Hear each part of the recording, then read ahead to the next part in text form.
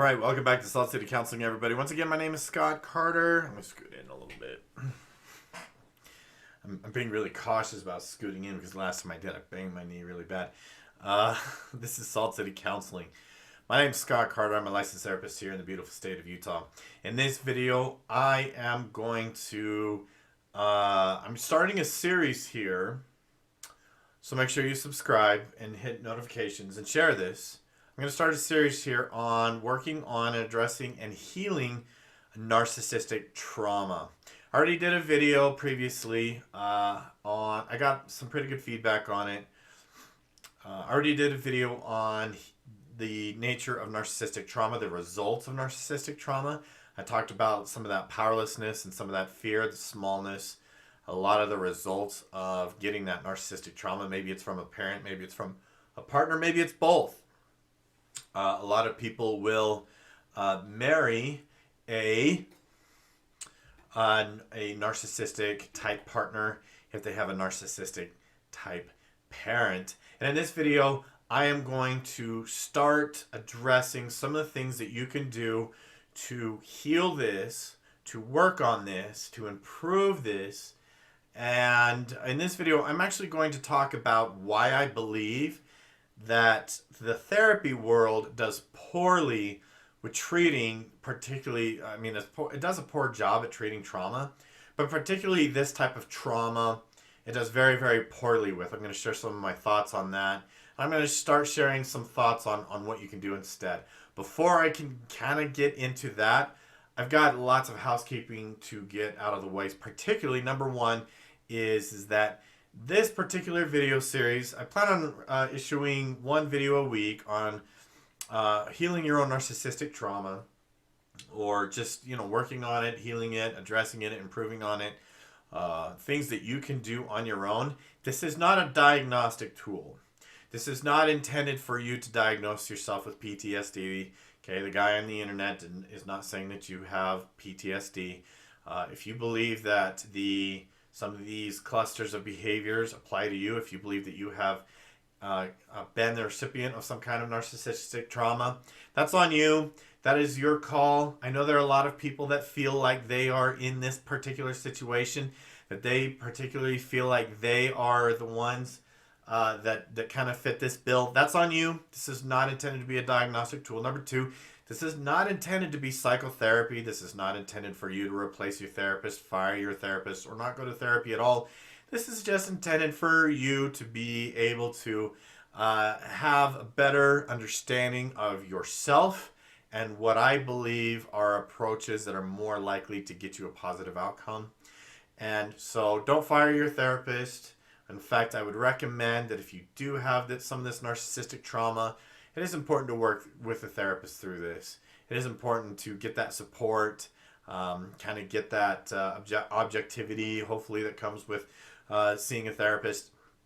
And I would recommend doing it. Now, here's the thing, is that a lot of people fail to realize in life is they are absolutely 100% empowered to educate themselves thoroughly, in and out, about what it is that they're dealing with and about themselves. I always highly recommend meditation. That'll be something down the road. And the more you meditate, the more insight you're going to build on yourself. The more you're just going to open yourself up, right? There's plenty of material on this. There's YouTubers, there's podcasts, there's books, there's everything of every kind. Everybody is 100% at liberty to do this on their own terms and at their own will. And I always encourage people to empower themselves, and I'll get to that. And also, if you are new here and you haven't subscribed, please do. Help me get to my first 1 million subscribers. I'm super close. If you really like my content, you can hit the tip jar, man. Venmo, PayPal, Cash App. I take all of those. All those links are in the description below. All of that will really help me out. If you appreciate these series on healing your own trauma, you can hit some gratuity, and it would really help me out and keep content going like this, not only for you but for others. So I kind of want to get into this. Basically, kind of start building a foundation a little bit here of the nature of this trauma, why the therapy world is not good at treating it. But the first thing you have to understand is that the nature of narcissistic trauma is that there is a programming or even a brainwashing that happens, right? And when we talk about narcissistic trauma, we're not talking about necessarily a singular event, right? A lot of people that have trauma, they may have a singular event. Maybe it was a car accident. Maybe they were at war, et cetera, et cetera. Maybe there was a violent assault on them, and there's a singular event. It's when life was kind of going this way and now it's going that way, so to speak. When it comes to narcissistic trauma, it's like a daily thing. There's a daily dose of lies. There's a daily dose of narrative. There's a daily dose of decimating your character and making you and rendering you more and more powerless. Now you have to understand that with narcissistic trauma comes the systematic feeding of myths, lies, mistruths, etc. And it creates an identity for you. If you've been the recipient of narcissistic trauma, whether by a parent or a partner or both, there's a guarantee that they gave you massive, massive helpings of all sorts of really nasty messages that are more than likely not even remotely true. There's not an ounce of truth to it, but they feel really true. They feel just totally ingrained in us. It almost feels like it's just part of our DNA. It becomes our identity, right? People that have this narcissistic trauma, it becomes their identity, right? And that identity is this smallness, this feeling small, feeling powerlessness. And what you have to understand about trauma, it is anchored to, it is attached to, is bonded to powerlessness, whether it's a singular event or, like I said, if you got that daily dose of trauma, the way that you can get it with a narcissistic type is there's that daily dose of trauma. And that in itself creates more and more a greater sense of powerlessness. Okay? And the reason why I believe that the therapy world does poorly at treating trauma is that it often reinforces, not deliberately, reinforces this powerlessness. Now, trauma itself, right, if it becomes your identity, the therapy world wants to tromp through all the trauma. It wants to rehash it. It wants to... The thing is with people who have had this narcissistic trauma and they've created this identity of smallness or powerlessness, they rehash this over and over emotionally, day in and day out. I'm useless. I'm worthless. I'm small. I'm powerless. I'm stupid. I'm incapable. They rehash this over and over and over again. And when these people come to therapy, it's pretty normal for the therapist or the clinician to want to sit with them and just get on this ride for a while and ride it with them. Oh, yeah, wow, the powerlessness, the smallness. Oh, you think you're stupid. Oh, and then there was this one time where they got angry with the towel. Well, you didn't stack the towels correctly. You bought the wrong type of milk, and that ended up at a 3-hour lecture about how stupid you are and how worthless you are. And by doing this, we actually reinforce. I don't believe that a lot of therapists realize that they actually end up reinforcing this identity of powerlessness and smallness. It's industry standard to just hash through trauma. But I've been in mental health for 20 years. I don't get that much value out of it anymore. I don't get that much value in just hashing through the trauma over and over again. Think of this as though, like, if you had an open wound,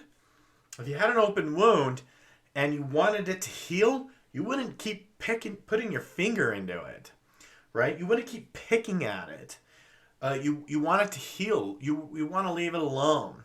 And so, unfortunately, I find that the therapy world, typical therapy models, your typical trip through therapy reinforces the trauma, reinforces these identities, and thereby, helping you carry it into the future with you. I'm kind of basing that type of approach or that philosophy off the work of Dr. Joe Dispenza. I highly recommend checking him out, by the way.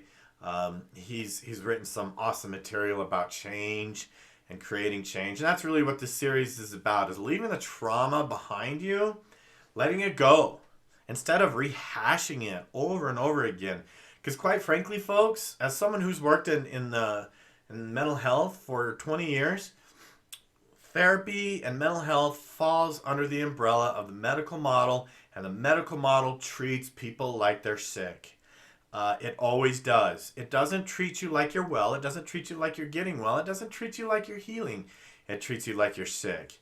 And it reaffirms and reinforces this identity that I'm sick, that I'm hopeless, that I'm powerless. So my take on helping these folks is to help them find a sense of powerlessness, to not feel so, or help them find a sense of feeling empowered instead of powerless, and find and get past this feeling of small and instead feel large and big and strong. And so again, I kind of base this on the philosophy of Dr. Joe Dispenza, and that is to, and this is positive psychology, this is also in line with spirituality. Instead, it's like, let's start affirming a new identity. Instead of you have been powerless, you are powerless, you're small, you feel small, look how small you feel. And to be honest, I really believe that a lot of therapists do this is because they feel small, and this is what they know for themselves, and they don't necessarily know any better too. They're people. They're people with limitations. I don't get any value anymore of saying, yeah, let's spend session after session hashing through your trauma, hashing through and reinforcing this wound, putting a finger back in the wound time and time again. So in this series of helping people work through narcissistic trauma, it really has a lot to do with addressing this idea that we don't only get so much benefit out of rehashing over and over again old trauma. And instead, let's start putting our vision on who it is that we want to be and where it is that we want to go. Have a new identity around healing instead of smallness or powerlessness. Okay? And in the process of all of that, it feels counterintuitive. There's a ton of inner resistance. The narcissist hanging around still in your psyche says, no, how dare you? That's wrong. You're bad for doing that. You're incapable. You can't do it. It's important to see that as the brainwashing that it is. By the way, this is just a quick side note. I'm going to spend more time on this in my next video. I'm going to talk about building your personal power. Instead of reinforcing powerlessness and smallness, let's start affirming an identity of what it means to be a person that is big, that is assertive, that is strong, that is powerful, that is resilient. Okay? And I'm going to talk more about social media and how I believe that social media actually reinforces smallness and powerlessness. Okay? So that's going to do it for this one. That is why I believe that the therapy world is not good at treating narcissistic trauma. Quite frankly, the therapy world is not good at treating a lot of things. We're not good at treating trauma. We're not that good at helping with trauma. We're not that good at helping OCD. We're not that good at helping addiction. We're definitely not good at helping personality disorders. There's a lot of things we're not good at. We're not wizards. We do the best we can with what we got, and we can help a lot of things, but some things are just very, very difficult, and this is one of them. Okay? So thank you for watching. That's going to do it for this one. Make sure you subscribe, hit the notification bell. You'll see more of this series as they come down the pike. Thanks for watching. We'll see you in the next one.